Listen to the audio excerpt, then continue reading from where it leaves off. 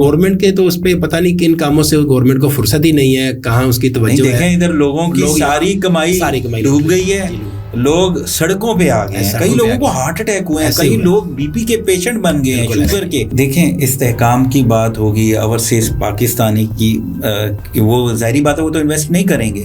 جب ڈالر اتنی سپیڈ سے بڑھے گا ان کا تو پلاٹ جو ہے اس کو ان کو فائدہ نہیں ہوگا, تو نقصان ہے. حکومت اس کو ماننے کے لیے تیار ہی نہیں ہے, اس کی توجہ ہی نہیں ہے, اور ان کے مائنڈ سیٹ میں یہ بتایا جاتا ہے کہ ریئل اسٹیٹ کا جو کام ہے یہ شاید ایک غیر پیداواری کام ہے, اس سے ملک کو کوئی فائدہ نہیں ہوتا, یہ پیسہ ڈمپ ہو جاتا ہے. 2.5 سال پہلے جو پی ڈی ایم کی گورنمنٹ آئی تھی, سب سے پہلا وار انہوں نے کیا, مفتاح اسماعیل صاحب نے ایک نیا قسم کا ٹیکس لگا دیا 7E کے نام سے. اس کا بڑا یہ تھا کہ جو بہت زیادہ جن کے پاس زیادہ پراپرٹیز ہیں تو ان سے کوئی نیا ایک ٹیکس لیا جائے نا. گورنمنٹ کے کانوں میں بس یہی بات بتائی جاتی ہے کہ پراپرٹی کو دیوار سے لگانا ہے, اور غالباً میں کہنا چاہوں گا IMF کا بھی غالباً یہی ہے کہ پاکستان شاید ترقی نہ کرے, وہ بھی یہی چاہتے ہیں کہ ریئل اسٹیٹ پہ ٹیکس لگائیں. اکثر آپ نے کمپلینٹ سنی ہوگی, یہی سوال بڑا اہم ہے جی. اس پہ میں یہ لوگوں کو یہ آپ بتائیں کہ لوگ انویسٹ کرتے ہوئے, خاص طور پہ پلاٹ لیتے وقت کن باتوں کا خیال رکھیں. جتنی سوسائٹیز ہیں سب کے بارے میں آپ کو اس کی ویب سائٹ پہ پتہ چل جاتا ہے, ان کے CDA کی ویب سائٹ پہ جو اسلام آباد میں ہے, پنڈی میں ہوگی RDA کی ویب سائٹ پہ ہوگا کہ ان کے پاس NOC ہے کہ نہیں ہے. پہلی بنیادی چیز دیکھنی ہے کہ NOC ہونا چاہیے, سب سے پہلے NOC ہونا چاہیے. کہ آپ کہتے ہیں NOC بہت ضروری ہے جی. تو اتنی بڑی سوسائٹی, اتنا بڑا ایریا کیسے ڈیولپ ہو جاتا ہے یا کیسے اس کی مارکیٹنگ ہو جاتی ہے جب NOC نہیں ہے. ڈیلر حضرات ہیں, مجھے یہ نہیں سمجھ آتی کہ کیا جھوٹ کے بغیر پلاٹ نہیں بکتا ہے جی. یہ تو بالکل جھوٹ کیوں بولتے ہیں, لوگوں کے ساتھ کیوں اتنا بڑا دھوکا کرتے ہیں رانا صاحب. پھر اس کی وجہ سے جاتی ہے, لوگ سننا چاہتے ہیں کہ کمیٹی کیا کر رہی ہے, آپ کیا کر رہے ہیں, خوشخبری کب دیں گے. السلام علیکم ناظرین, میں ہوں آپ کا میزبان ناصر ہاشمی. ناظرین آج کا جو پوڈ کاسٹ ہے بڑا ہی اہم ہے اور آپ کا دیکھنا بڑا ہی ضروری ہے, کیونکہ آپ اکثر ہم سے کہتے رہتے ہیں کہ آپ پراپرٹی پر بات کریں, کیونکہ لوگوں کو پراپرٹی پر بڑا نقصان ہوا ہے, لوگوں کے کروڑوں روپے ڈوب گئے ہیں.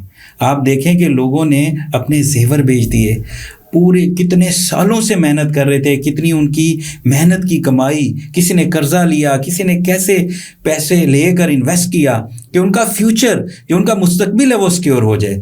لیکن آج آپ دیکھیں کہ کوئی بھی پلاٹ ہے, 1 کروڑ کا اگر پلاٹ ہے وہ 30 لاکھ کا بھی نہیں بک رہا. تو اس کا ذمہ دار کون ہے اور کب لوگوں کو اپنے پیسے ملیں گے؟ آج کے اس پوڈ کاسٹ میں ہم اس سوال پہ بات کریں گے اور آپ کو بتائیں گے کہ آپ کو خوشخبری کب مل رہی ہے. اور دوسرا جو ایک اور بڑی اہم بات کہ لوگوں کا شکوہ ہے کہ جو پراپرٹی ڈیلر ہے وہ بڑا جھوٹ بولتا ہے, بڑے دھوکے دیتا ہے اور ایسے سنہری خواب دکھاتے ہیں لوگوں کو کہ لوگ پھر انویسٹ کرتے ہیں اور پھر ڈوب جاتے ہیں. تو ناظرین اس ساری صورتحال پہ جو آج کے ہمارے مہمان ہیں, جو آج کی ہماری شخصیت ہیں, پراپرٹی میں ایک بہت بڑا نام ہے اور پاکستان میں بہت عرصے سے 30 سال سے پراپرٹی کے کام کو کر رہے ہیں. اور ایک اور اہم بات کہ آپ نے لوگوں کو دیکھا ہوگا جتنے بھی پراپرٹی ڈیلر ہیں وہ پڑھے لکھے نہیں ہوتے. آج کل تو آپ دیکھیں جو پڑھا لکھا نہیں ہے وہ پراپرٹی کا کام شروع کر دیتا ہے, لیکن ان کی خاص بات یہ ہے کہ انہوں نے ڈبل ماسٹر بھی کیا ہوا ہے. اور ایک اور اہم بات کہ جو پاکستان کی ایک بڑی تنظیم ہے, بڑی فیڈریشن ہے, ریئلٹر آف پاکستان, اس کے یہ وائس پریزیڈنٹ بھی ہیں, ترجمان بھی ہیں, اسپوک مین بھی ہیں, اور حکومت سے پرائم منسٹر کے ساتھ ان کی میٹنگز بھی ہو رہی ہیں, ایک کمیٹی بھی بنی ہے. اس سارے معاملے میں ہم ان سے بات کریں گے اور پوچھیں گے کہ عوام کو خوشخبری کب دے رہے ہیں اور یہ جو دھوکے باز پراپرٹی ڈیلر ہیں ان کا آپ کیا کر رہے ہیں. تو ہمارے ساتھ رانا اکرم صاحب موجود ہیں, وقت کو ضائع نہیں کرتے, ان کو ویلکم بھی کرتے ہیں. السلام علیکم رانا صاحب. سر ویلکم ٹو دا شو. سر بہت شکریہ آپ کا, بہت مہربانی. آپ نے ہمیں موقع دیا کہ ہم اپنے جو ہمارے ریئل اسٹیٹ کے ایشوز ہیں ان کو ہائی لائٹ کریں میڈیا کے ذریعے, آپ لوگوں کے ذریعے, اور حکومت وقت کو بتائیں کہ ان کا سلوشن بھی بتائیں, تاکہ یہ جو 2-3 سال سے ہمارے مسائل ہیں ان کا کوئی ان کا اختتام ہو مسائل کا, اور یہ مارکیٹ دوبارہ چلے. رانا صاحب یہ بتائیں کہ لوگ بڑے پریشان ہیں, لوگوں نے اپنے زیور بیچے ہیں, قرضے لیے ہیں, پوری زندگی کی جو ان کی کمائی ہے وہ پلاٹس پہ لگا دی ہیں, اور اب 5 کروڑ کا پلاٹ ہو, 1 کروڑ کا بھی پلاٹ ہو, 30 لاکھ کا نہیں بک رہا, وہ بک بھی نہیں رہا. ایک تو 30 لاکھ نہیں مل رہے اور بک بھی نہیں رہا ایسے. تو یہ کیا معاملہ ہے؟ اور جو ہمارے پراپرٹی ڈیلر ہیں, کیا کہوں آپ کو کہ ایک تو وہ جھوٹ بولتے ہیں, یہ بھی پوچھنا ہے کہ پلاٹ جھوٹ بولے بغیر نہیں بکتا, اور دوسرا یہ لوگوں کا مسئلہ کب حل ہوگا؟ آپ کا 30 سال کا ایکسپیرینس ہے، آپ فیڈریشن کے اسپوک مین ہیں، آپ اس پہ کام بھی کر رہے ہیں، حکومت سے مذاکرات بھی کر رہے ہیں. آپ یہ بتائیں کہ خوشخبری عوام کو کب ملے گی، ان کے پیسے ان کو کب ملیں گے؟ جی ناصر بھائی، اس کی کئی وجوہات ہیں. ایک تو یہ جو ہمارے ریگولر سیکٹرز ہوتے ہیں، جہاں اتھارٹیز ہوتی ہیں، اسلام آباد میں بھی ہیں، لاہور میں، کراچی میں، بڑے شہر جہاں بھی ہیں، وہاں پہ دیکھنے میں آیا اتنی قیمتیں زیادہ کم نہیں ہوتی، ایک سٹیبل مارکیٹ ہوتی ہے. یہ جہاں پہ آپ نے جیسے ایگزامپل دی ہے کروڑ والی چیز جو 50 لاکھ پہ آ گئی، یہ جو فیوچرز میں ایک سوسائٹیز بن رہی ہوتی ہیں شہر سے دور دراز ایریاز میں، رورل ایریاز میں، وہاں پہ لوگ چونکہ ان چیزوں کو بڑھا چڑھا کے پیش کرتے ہیں جو سوسائٹی مالکان ہے، اور اکثر سوسائٹیاں ایسی ہوتی ہیں جن کے پاس NOC بھی نہیں ہوتا، زمین بھی پوری نہیں ہوتی، تو وہاں پہ وہ چیزوں سبز باغ دکھلاتے ہیں لوگوں کو. نہیں رانا اکرم صاحب، میں یہاں روکوں گا.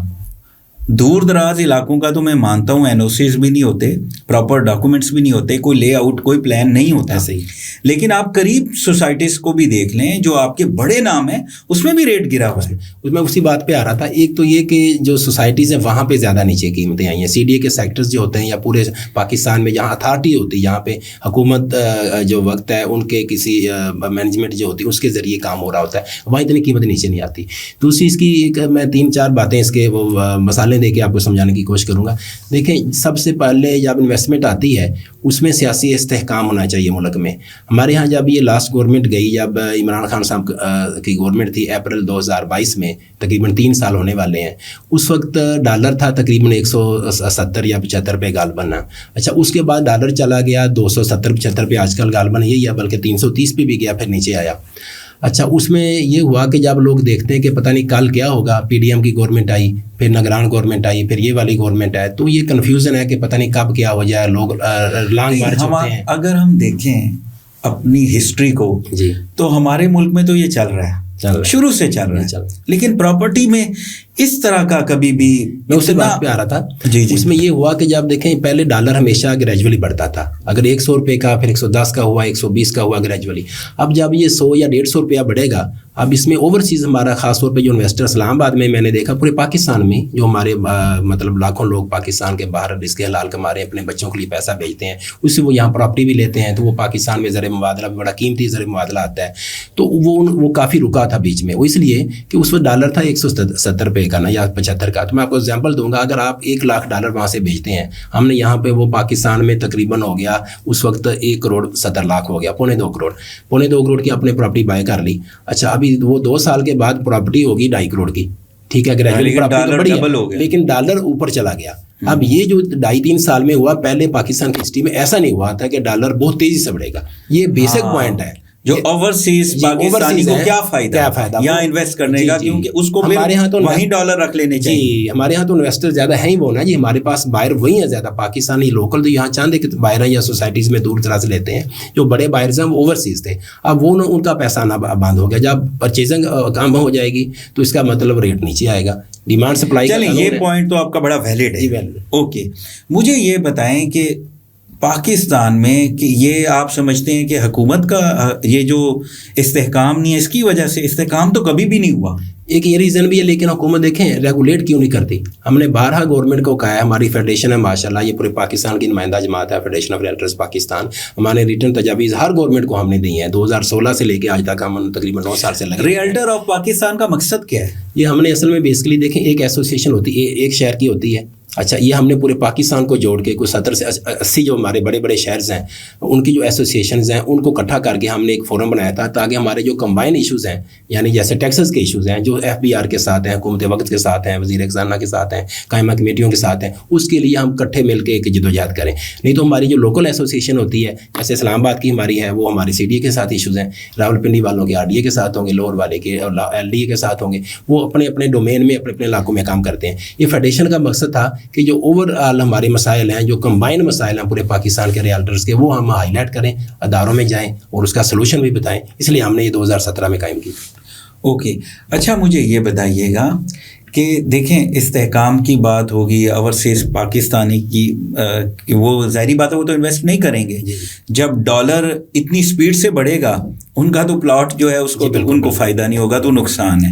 تو یہ بات تو ویلڈ ہے. دوسری جو ریزن ہے یہ جو حکومتوں کا تبدیلی ہوئی ہے اور اس میں ڈالر اوپر گیا، ایک تو یہ بنیادی ریزن یہ تھی، میں نے بتایا نا، اگر 2.25 کروڑ کی آپ پراپرٹی لیتے ہیں یہاں پہ وہ 2.5 کی بھی ہوگی، لیکن اگر آپ کا جو دوست ہے یا بھائی باہر کہتا ہے مجھے پیسے واپس چاہیے $1,00,000 نا، ابھی بیچیں گے وہ ابھی تو 275-80 روپے کا ڈالر ہے، اس کا مطلب اس کے پورے پیسے نہیں ملیں گے اس کو، تو وہ یہاں کیوں چیز خریدے گا. دوسری چیز جو اصل ہے جو ہم سکتے ہیں بہت بڑی چیز ہے وہ ہے ٹیکسز کا ایشو.